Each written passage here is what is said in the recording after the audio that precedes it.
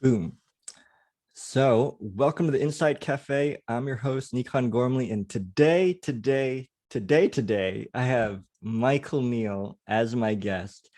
And Michael has been my teacher, mentor for a number of years.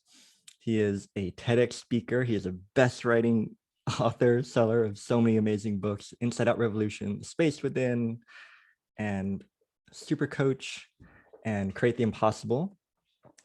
And well, I want to tell you what you mean to me, actually.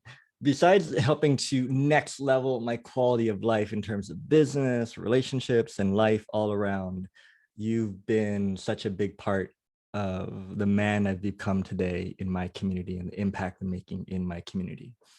And I thought about this today in my walk. And I thought about what was the number one thing Michael did for me in his work. And you asked me this question in Singapore, I think it was 2 years ago, like what was the biggest impact? And I'd say it was family. Since I've met you, my family has gone from this to this because of all the people I've met in your community have become my family. And these are friends that will probably be my friends for the rest of my life. And that is the biggest gift you've given me so far. I love that. I love that answer. You should just keep answering things. So I brought you on today because to me, you are the world's foremost expert, explorer, and thinker on spending more time being at your best. And I thought, gosh, I'd love to take a fresh look at that. And in your podcast, The Caffeine for the Soul, you speak a lot about being at your best. And before we dive into actually how to being at your best, I'd love for us to briefly look at what does it mean to actually be at your best? Because when I looked at it, I realized I had this image of like 90s action movies of like Bruce Willis and Rambo and Arnold Schwarzenegger, like rocking, guns blazing, bullets and predators. And I was like, that's at your best. Like, you know, the picture of like, you know, Michael Jordan on like last basketball and like pulling shit out of his, you know, like that's your best. And I realized like, that's really made up, you know? So I'd love to ask you, what's that mean to you? Well, it's to me, there's a difference between, see, what I would describe those things as is peak experiences or peak performance moments. Like they're very situational. They're very temporary. You can go in with guns a-blazing once, like maybe multiple times, but like, you know, it's that isn't day to day. So there's a difference between a sort of a peak experience, and then you can live your life down in the crap, but you have a peak experience, and being able to kind of live and walk the top of the mountain ranges. So, you know, you'll still have little ups and downs, but you never really lose perspective. You've got the whole world at your feet, you know, in a sense. So it might not be dramatic. I mean, there's bits of any mountain hike where it's just beautiful views and you're enjoying the hike. And then there are moments where it's challenging and you're engaged in the challenge. And then there are moments where you've successfully completed the challenge and you're on top of the world, literally, if the mountain's high enough. And there are moments where you didn't quite pull off the challenge and you're licking your wounds. But even that doesn't knock you off the mountain. It's just pause. It's just a coming back to yourself. So for me, it isn't a moment in time. Being at your best is a way of talking about when we are operating as designed, when mind, body, spirit, harmony, like it is all, you've got it all going on. And that can be walking your dogs or you're just with your friends. That can be in business. That can be in a sporting event. That can be in the midst of a life challenge. I heard so much in that. I remember I was watching The Last Dance on Netflix, and it was the whole Chicago Bulls story. And the coach Phil Jackson would tell his players, like when they would do something really great, and it's like, and not word for word, but he said something to the effect of something how that was a best moment. That wasn't your best. Like that was a peak moment. And I think what I see, especially in my work, is there is this misunderstanding of peak moments for you're always supposed to be like that. And if you're not at always peak moment, you're not at your best. And what I love in what you said is you could be walking your dog and being more at your best. And in a previous conversation with 𝗠𝗶𝗵𝗵𝗲𝗹, which is also my colleague and one of your students, he made the comparison to leaders in corporate having their level of performance as being equal, if not more, than high performance athletes. Except high performance athletes play for an hour, corporate athletes play 12 hours a day. And they always have to be at their best, right? Because you make enough good decisions, your business will grow. If you make enough bad decisions, your business will tank. And I think to what you're pointing to is there's so much less pressure in being at your best. Don't have quite as many dietary restrictions as a business leader, as a top athlete. That's true. That's true. That's true. And so this brings me to my next thing that I love to explore is if being at your best really can be just walking your dog or sitting in your chair or being at your desk. What gets in the way of that? Or what do we habitually do that gets in the way of that, of us tapping into our inner resources and innate genius? Well, over the years, I don't know that there's one answer to it.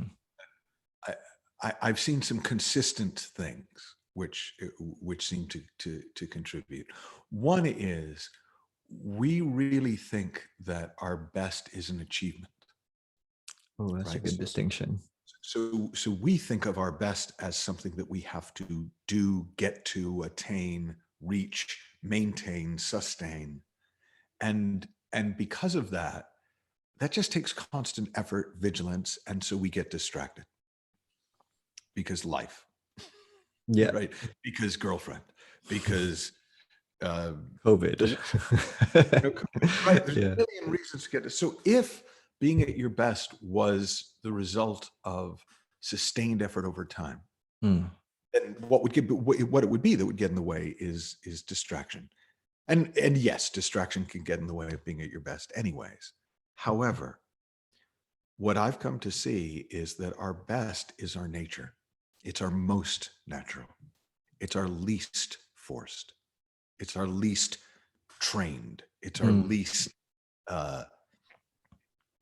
it's difficult in a podcast because I want to do it with my face, but like, just trust me. This is recorded. I mean, this is for YouTube. Okay, so I was going to say, if you're just listening, these facial expressions are dead on to what I mean. But so like we think of being at our best as like, like a lot of tension and will in the face, and actually, our best is that moment of complete relaxation before we would do that.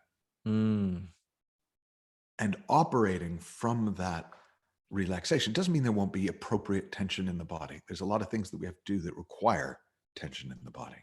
Like those Bruce Willis action movies, let's just pretend they're real. But it was him as an actor at his best. But you can see there that will face but that's of a moment. Like if I'm flying an F-15 and it can fly the speed of sound, and I don't remember if they can fly the speed of sound, but you would say, that's it at its best. No, that's it at its fastest. If it's operating at its best, it can fly at any speed, but it's flying smooth. It's flying appropriate to its environment. Right? If I think that guy in John McClane in the Bruce Willis movie was a cop. Yeah, he was. So imagine if like that, him bursting in with the fire and the fire hose and the guns, if that's how he showed up to work every day. That would not work out well. Like, if that's how he showed up to his marriage. Well, in fact, that may be how he showed up to his marriage because they were divorced. Right. But it's like, think of a particular mode as our best.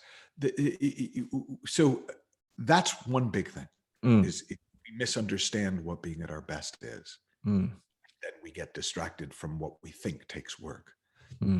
When we start to see, no, us at our best is us just really present to whatever it is that we're doing or not doing. I just realized a massive premise. So I have, you can't see it, but I have a wall of medals over there. And I'm realizing, I'm like, oh, to me, they represented my best moments. And there's a whole documentary out there of Olympic athletes and how there's a lot of it's rife with depression and anxiety and stress. And something occurred to me is, if you're an Olympic athlete and you win a gold medal, it's almost like, oh, this is the best of the best of the bestest moment, so your life must always be the best now. And because that's fundamentally not true and flawed, you're going to have a bad time trying to live up to that expectation. Oh, absolutely. I mean, Olympic athletes, I mean, all athletes have versions of that. Yeah. All performers, where Mm, they have their peak moments while performing, and they just, have all sorts of troubles when they're not, mm. because they associate their best with something that isn't up to them. Having 100,000 Yeah. people in an audience watching, Yeah. being on the best team in the big match. A lot of that stuff just isn't up to us. So if we had to have circumstances be a certain way to be at our best, well, there's not a lot we can do about that. I'd love for you to speak more to that, because you in one of your podcasts in the Caffeine for Soul, you speak to that about surrendering to it, because it really isn't up to you. And I'd like to point out a premise. I think there's a lot of personal development literature that's pointed on trying to control circumstances so you can be at your best. And what you're pointing to is a lot of it isn't up to you. So if you could please speak to that, that would be really helpful. Well, this notion Mm, that we can control the universe, that we can control mm, events, that we can control other people. And generally, there's two models. One is we can control everything through power and fear. mm, And the other is we can control it through the power of our mind. mm, Now, I've been around both those worlds. I've been around the power of, control through the power of fear in various business environments and various other environments. And I've been around the people using the power of their mind to create their realities. And what I've noticed is using power and fear makes you highly susceptible to power and fear. mm. So the people who go about it that way, who attempt to go about it that way, live, and the ones I've met, maybe there's a power and fear guy out there right now going, I love my life, I'm chill. I Like, I haven't don't, met him. but I haven't, right? They tend to be absolutely miserable human beings. Mm, That to me is not somebody at their best. It's not that somebody at their best can't be sad, but they're not in hell, mm, right? And trying to control everything around them so that at least they can be king of hell. The people trying to control it with the power of their mind, in my experience, conveniently miss the 8 times out of 10 that it doesn't work and point to the 2 times out of 10 that it does and go, see, I'm in charge. mm. Oh, okay, great. Can you manifest us a pizza? Maybe you better call the shop, because Yeah, like, maybe. it's like, does the way we show up seem to influence the world? Yeah. Mm, Does that mean we control the universe? I've never seen it. Not in any sustainable or meaningful way. mm, So again, if you're sitting there going, well, I am controlling the world, okay, cool. Then I think that's neat. I just been around this world for 30 plus years in terms of studying this stuff. I've mm, been with people who wrote books about how they're controlling the world with their thoughts. And I gotta tell you, I wouldn't trade worlds with them. mm. I wonder if, as a recovering control freak, because that was my world, right? For playing taekwondo and martial arts, it was, how can I control stuff so I can be better? And I credit you for this, actually, because it got to a point I was like, you know what, I'm gonna give this surrendering thing a shot, because I'm so done working on myself and I just want to enjoy my last year playing the sport that I love. And that was my best year. And I won Yeah. a national Olympic bronze medal. And I was like, it was part yes and part really that worked, like. Do we have more time? Yeah. Well, I mean, most golfers at some point figure out that the more relaxed their swing, the farther the ball goes. Right? Now, these are metaphors because not everything in life is physiological, but generally speaking, the probably the best description for being at our best is flow. Like that's the most recognizable, or being in the zone. But the reason I don't always use words like that is because people think of those as very specialized phenomena. Right. Like, ooh, I wonder if I can get into the flow, or, oh, it's great when I get into the flow, as if it's this rare thing that if the stars align, we experience flow. Right. We are made to live in flow 24/7. So what we're surrendering is this illusion of control. And we're surrendering to the river. That does not mean we cannot steer within the river. It doesn't mean there aren't things that are within our remit to take care of. Surrender isn't, oh, well, surrender is diving in and seeing where the river takes you, knowing that between you and the river, you're probably going to get somewhere. And along the way, you can, sometimes you'll be navigating the rapids, sometimes you'll be in the lazy river. Right, right. That's incredibly helpful, because I've tripped over another premise, is under the guise of how do I spend more time being at my best, is if I can spend more time being at my best, I can control things, so things happen for me. And what you're describing is, it's not about making things happen. It's about stepping into that natural state of, well, you're kind of always at your best, and sometimes things happen and sometimes they don't. And it pisses off my old self of like, that's not how you do things, Nikon. Oh, I know. I remember the first time I wrote about this in my very first book. I had a client who was a very successful sales guy, like head of a European sales team for a major corporation. And we did a session at he had a place, beautiful place by the ocean. And we were sitting out, and I kind of thought, I really wanted to know how he did goals. I thought, oh man, this is the most successful guy I know at the time, And he said, well, once or twice a year, I come somewhere like this, where it's just beautiful, and I have an afternoon. Sometimes I do it alone, sometimes with my wife, and we have a bottle of wine and some nice food, and we just think about our lives and what we'd love to see in our lives over the next year. And I set them, we write them down, usually write down 5 or 10 things.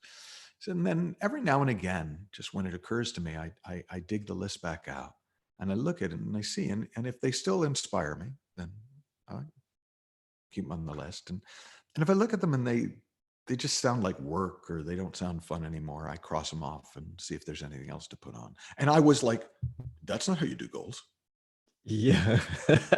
Said the guy with the 5-figure business to the guy with the multi-million-dollar right. You're like, that's not how you do it. Like, yeah.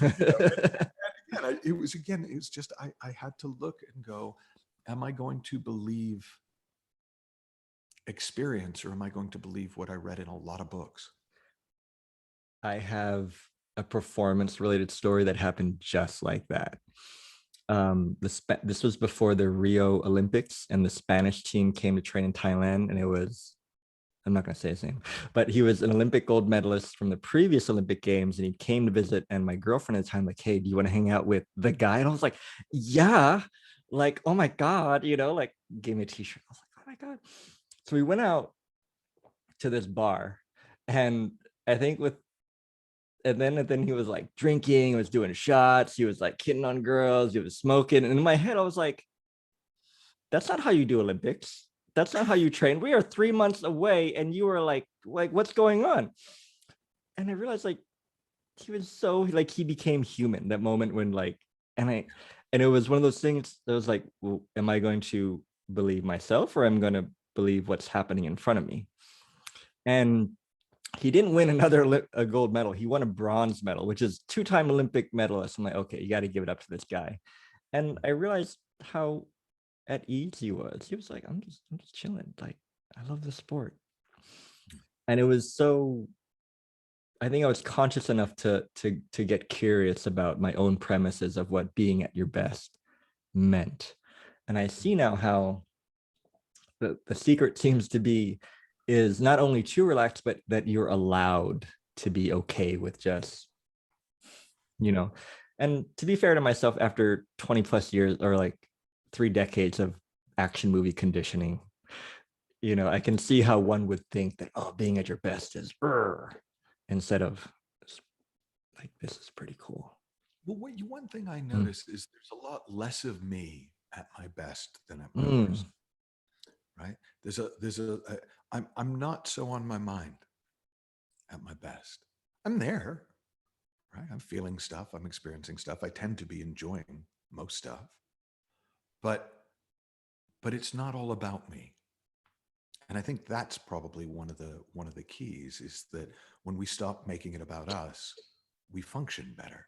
And I think of it as a very simple thing. It's an analogy, not exactly how it is, but if I'm shining one of those super bright military tactical flashlights into my eyes and then trying to do whatever it is I'm doing, I'm going to struggle.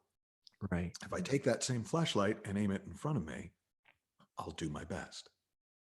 So when our attention, the flashlight of our attention, is on us and how am I doing? And is this okay? And I hope this looks good. And I hope this works. And I've got to make this work. And well, we're flying blind. We're literally blinding ourselves and missing the world that we're trying to do our best inside of.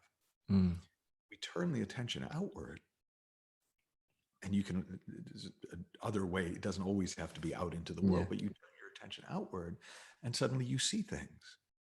And it's like, oh, that would be helpful. Or, oh, I better watch out for that. Because you can see. Because your mind isn't caught up with, how am I doing? How am I doing? How am I doing? Am I at my best? Am I at my best yet? Am I at my best yet? Yeah. Does that ever get easier? Because like I was like that yesterday. It gets easier because we catch wise to it quicker. Right. It's like at some point it stops looking like a good idea. That's the first thing, because for a long time I thought that was how it was supposed to be. I thought I wasn't sufficiently self-obsessed to be at my best. But then once you catch wise to, oh, that's not how performance works at all. Well, then you just start to notice it more and notice it sooner. And in the same way as if you actually were squinting into a flashlight and then you realized you were the one holding the flashlight, you would just take it down. There's no effort required. You start to see, oh my God, I am making this all about me. You just kind of, there's no effort to not doing that anymore. It's just like, ugh, what am I doing? There was a conversation with Mavis Karn and about how I think I had this connection as you were speaking. What occurred to me was how so much energy goes into reacting to having blinding light flashed into your eyes that it doesn't go into being at your best. So I'd like for you to speak to what do you reckon's behind that when the light turns over, the metaphorical attention goes from you to the thing you're focused on, that and it's not about you, like something comes through you or you tap into this super Wi-Fi where cool shit just happens, or it seems to guide you. What do you make of that? There's an old expression, and I think it's like a Hawaiian proverb, but I could be remembering it wrong. And it goes, you can have anything you want in life, but you do have to pay attention. What you don't pay for with attention, you tend to pay for with pain. Like we have this gift of attention. And within certain limits, we can kind of do with it what we will.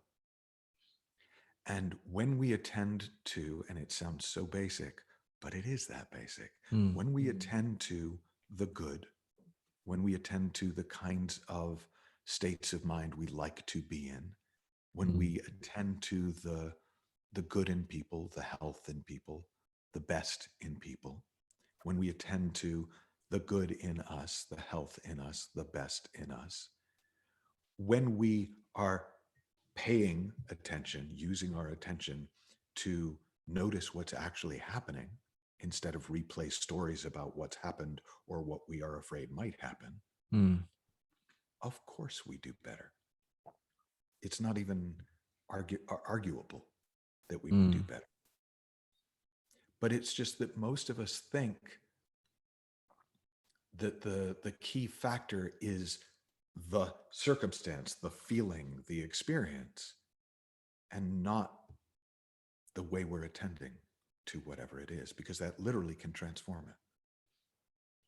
I've seen that happen with a client who we did a 3-day intensive, and for the first day she was real stuck in her head, and like it was like high voltage light being shown in her eyes. And by the third day she could fill out pages of ideas of things to do for her business.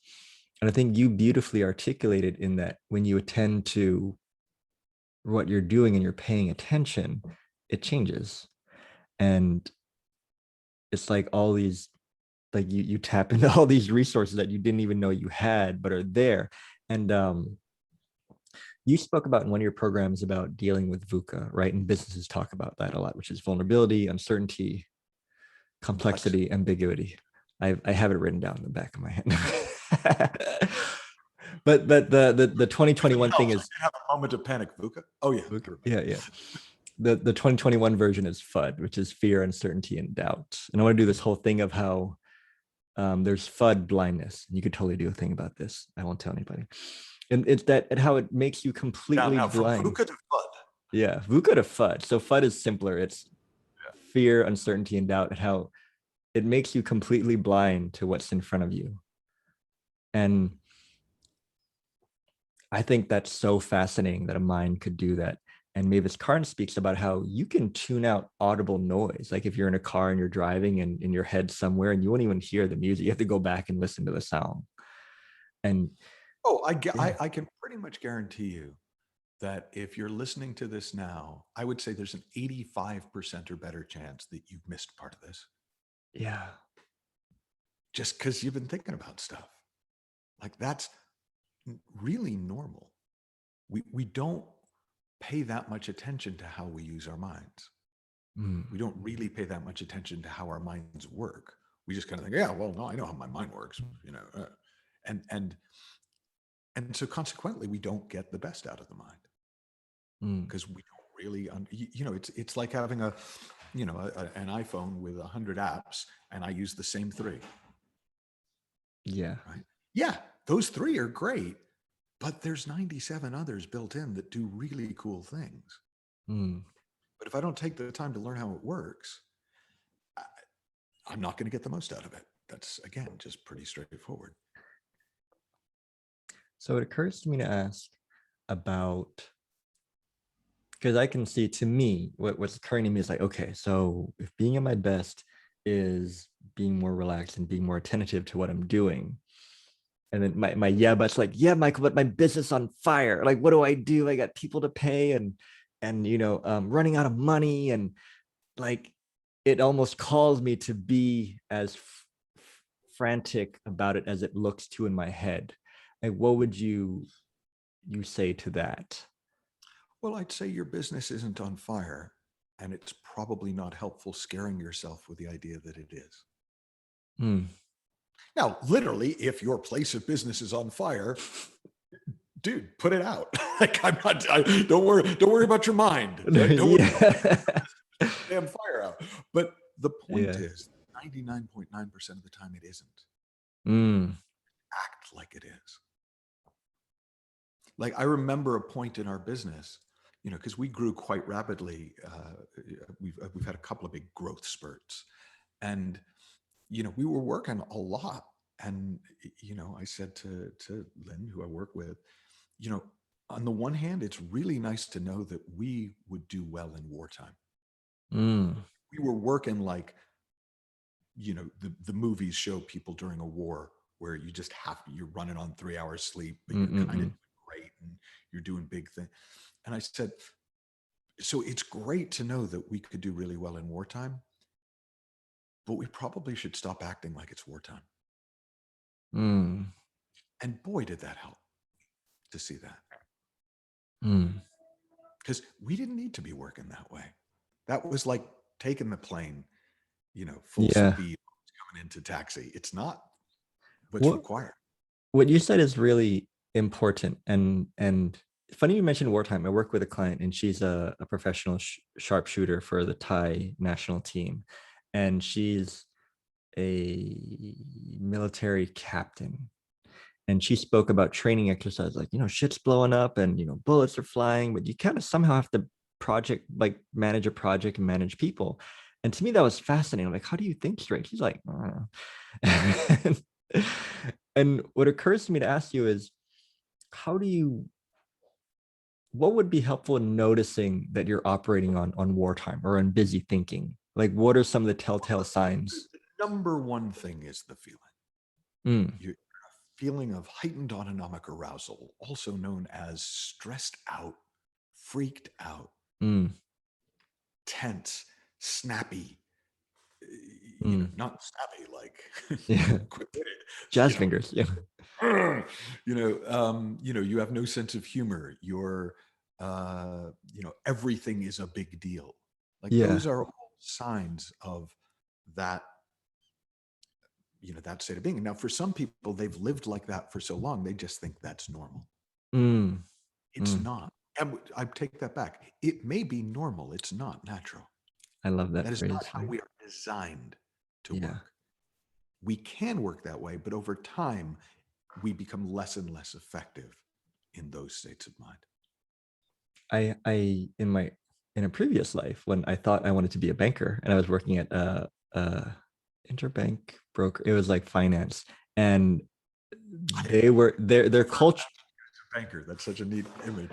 Yeah, because I thought it was my ego was like, well, obviously you went to business school, so being a banker is what you should do. And it was like interbank brokering, and like money became not real within a month because they were doing tens of millions of dollars within 10 seconds. And I was like, what?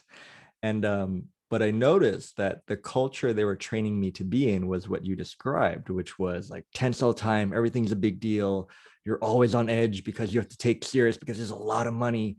And I remember I was having street food with my girlfriend at the time, and they got the order wrong. And I freaked out because they had taught me in banking that if you take a client to dinner and the order is wrong, you're supposed to make a big deal out of it to show your client that you really respect them or something. And it was like $2 worth of food. And as I was snapping at this lady for doing this thing wrong, something felt off where I was like, I'm the asshole here. And this doesn't feel right at all. Like something fundamentally was like, I don't know about this, Nikon. And then I think a week later, I left one Friday and never went back because I was like, you couldn't pay me enough money you couldn't pay me all the money in the world to keep doing that. Let me tell you a story. I've worked for whatever reason with a number of asset management companies. They just found me and I got passed around. And I've worked with the heads of many of these. And there was one particular company that really struck me. The one thing I'll say, and this was a surprise to me, but most of them really actually cared about people, which was nice to see. I was surprised by that. I wasn't really expecting that. But this one guy in particular just got it about being at your best. And so he recruited, his was a smaller, it was like I don't know, in the hundreds of millions, not the billions that they invested. But he would hire all his people from one of the other big companies. I won't say it by name. He said, they have great screening procedures. So I know if I get somebody they've hired, they're qualified. Love it. Right? But he said, then I had to retrain them. He said, so we have a whole training program for people, and they come to us from the world like you're describing. The first thing we tell them is, if you go on holiday, we want you to come back tan. Like, that means you actually went outside. You weren't on holiday, but really working. If this was one of my, he had a whole bunch of things like that, but one of my favorites was management by chairlift, which he said that we found that we've made our most profitable decisions while skiing in 𝗔𝗯𝗏. And he said, while we can't always go there, we try and kind of capture that feeling when we have big decisions to make. Want to be in that kind of relaxed, slightly distracted from the problem. It's not like we've really forgotten it, but we're not thinking about it so much. And then new ideas come. He said, when, one of the things that people find the most difficult to get their heads around is we say to them, look, if you've got a call to make, on an investment, and it's not time, like immediate, real time sensitive, as opposed to, I got to do, sometimes there's a real deadline. A lot of times we make the deadlines up. He said, we tell them, so if you don't know what to do and you're like stressing out about it, take the rest of the day off, just chill, and something will probably come. Now, if the next day it hasn't, leave it. He said, but if on the third day you still don't know, leave it. He so understood that you can't push the river. That if you hang out in the river, it will take you places. Things will flow to you and through you. But any attempt to push the river and force the river just either dams up the flow, if you do it hard enough, or is ineffectual and tires you out. Neither of which leads to good decisions. Now, I was kind of blown away by this guy. Now, interestingly, he totally had no idea how to be at his best in his personal life. So like, he was amazing. He was a nightmare in his personal life. So that's what we worked on. But it was fascinating to me. Like, it was obvious why he was so successful. I'd love for you to speak to that. Well, firstly, for me to reflect, like this big piece just fell on my head, which was when you said, you can't push the river. And to me, I was like, oh yeah, that's it. Being at my best has historically been up to this point. It's like, how do I push this river better?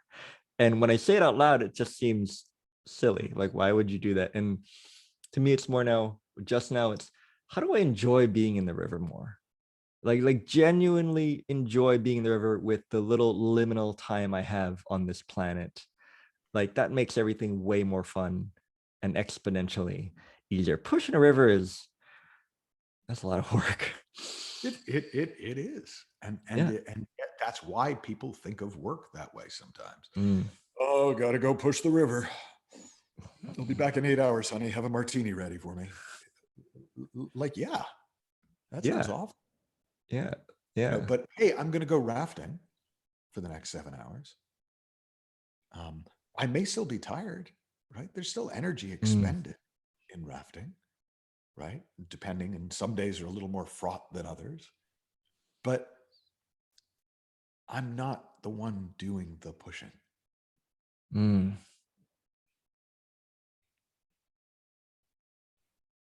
Who's doing the pushing, Michael?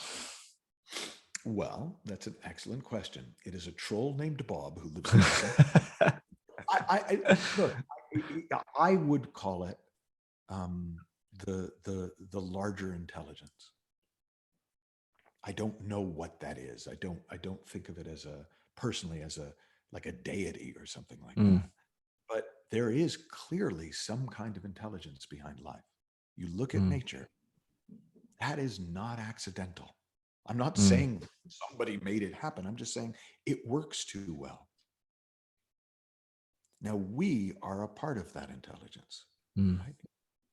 But we have the ability to override it, which is both at times what sets us apart in a good way from many other species of life, and at times why we are a train wreck of a species, because we can override the larger intelligence that we're a part of.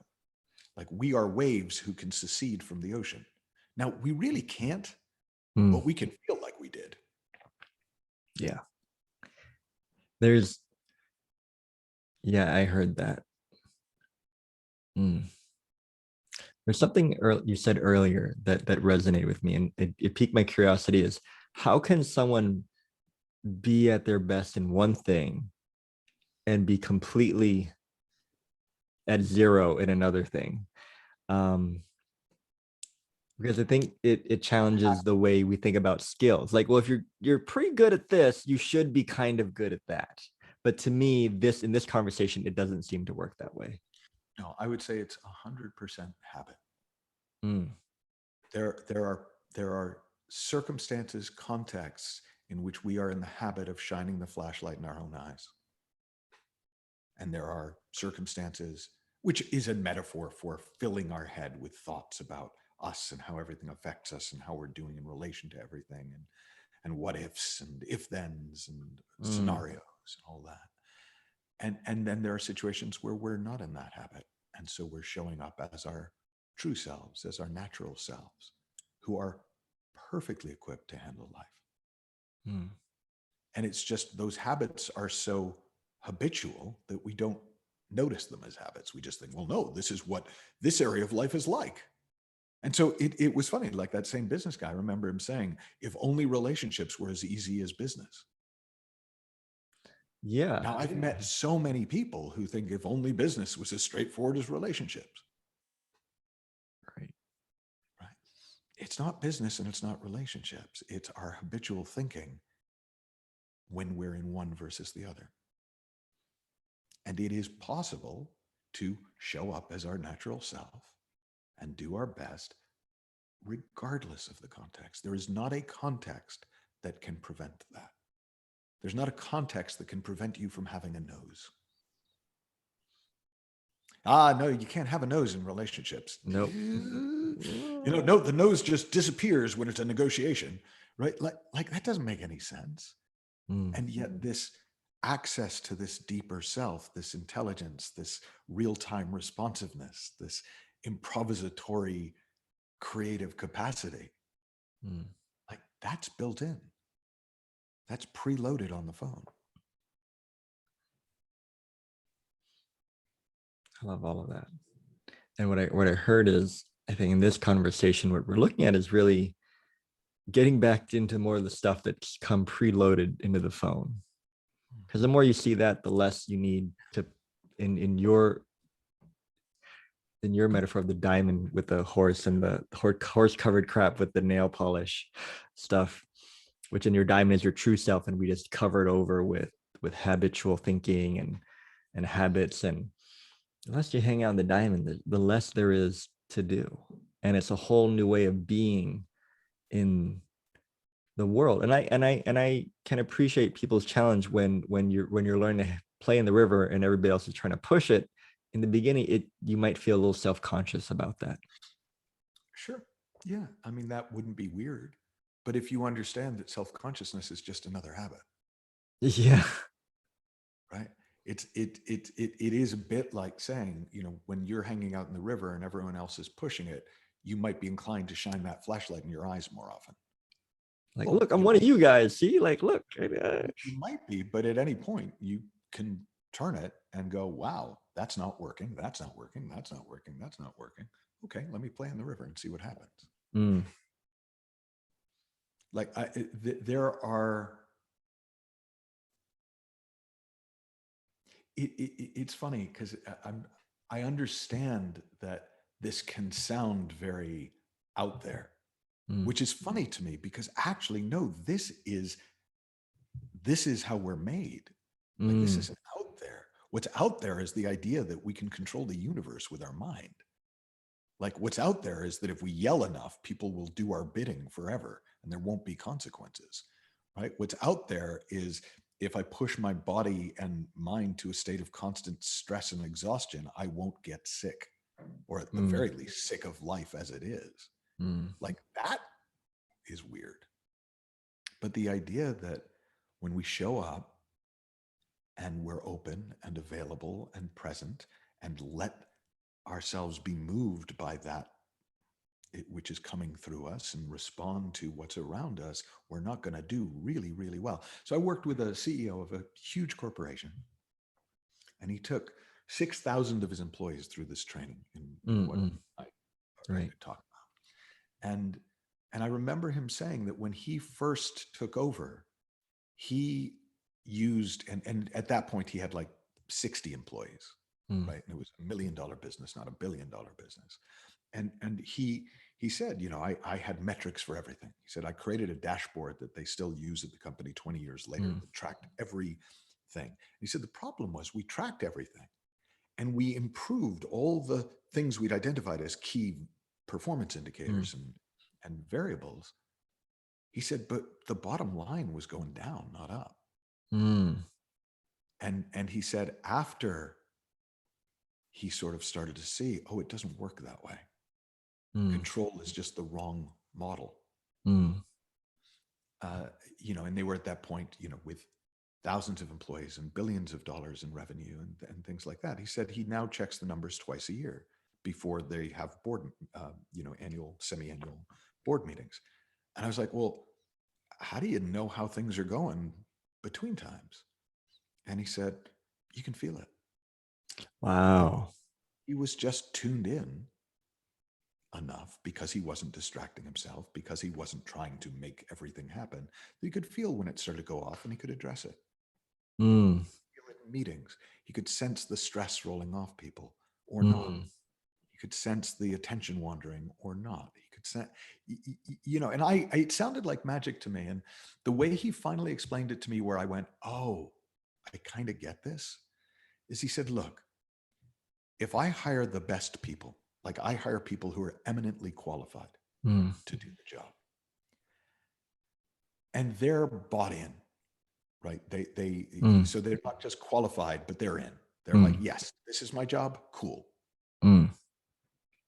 And they are able to show up at their best most of the time and do less damage when they're off their game. He said, no goal is going to get more out of them than that. It's just going to distract them because they're going to start making decisions about in relation to the goal instead of in relation to what needs to happen. He said, so that's what I want. I want the right people for the job. I want them bought in, and I want them at their best most of the time and self-aware enough to do less damage when they're not at their best. I think I just heard that fresh for the first time, because for me, that I've heard you speak about that before, and now it went in like that's cool box, and now it's like, no, really, that's it box. Like, oh yeah, that is enough to drive $1 billion company. Duh. And I was like dough, like I hit my head on the down the stairs again. And I was like, oh yeah. And I think it's because now I'm starting to go in that direction with my work and starting to with like my network and people. And I'm being faced with that question is, what's really going to make a difference here? And it's exactly as you described. And when you first said, I was like, back in my head, I was like, it cannot be that simple. And then the next thing was, but it is. Yeah. I mean, the new book that, in fact, Mavis and I are working on is called It's That Simple.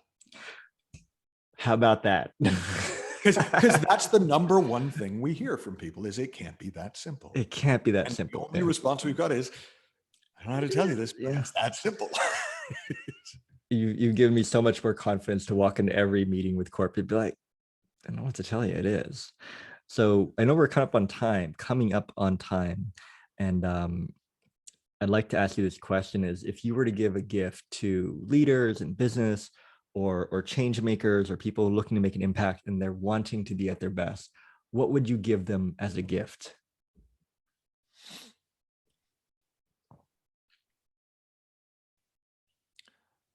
The gift I'd want to give them would be to be able to kind of do a fearless inventory of their life and see the moments where they really can see they were at their best. And see that those moments were consistently and inevitably when they got themselves out of the way.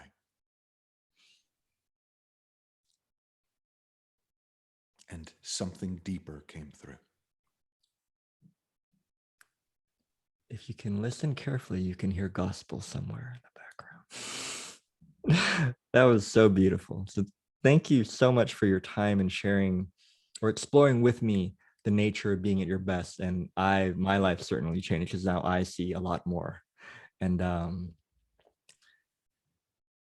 so can I do the plug? Do the plug. Go for it. So my man Michael. So if you go to michaelneill.org and also the new one, geniuscatalyst.org, right? Genius Catalyst Cafe. geniuscatalystcafe.com. You'll find all of his resources. I recommend it highly. Go on YouTube. He has an amazing TED Talk, lots of amazing videos. If you are a coach, go to supercoachcafe.com. It is the best deal in town. You get to hang out with Michael twice a month. You get a coaching mentoring call, a business mentoring call, and a supervision call where you get to submit your coaching and get it supervised.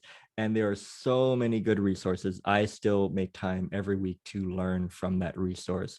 And of course, Michael has a ton of amazing programs to hang out with him for coaching. We have Catalyst. What's the one you're doing now? Well, we're in the middle of one called Going Deeper. We've just sold out one for coaches called Coaching Mastery, but actually we've got one coming up in September called How to Be at Your Best and Help Others Do the Same. Boom. So that would be how timely. How timely. Yes. How timely. And yeah, and if you look at me as an example, just from hanging out with Michael and his work, it's made all the difference in my life and my communities, and it will continue to do so.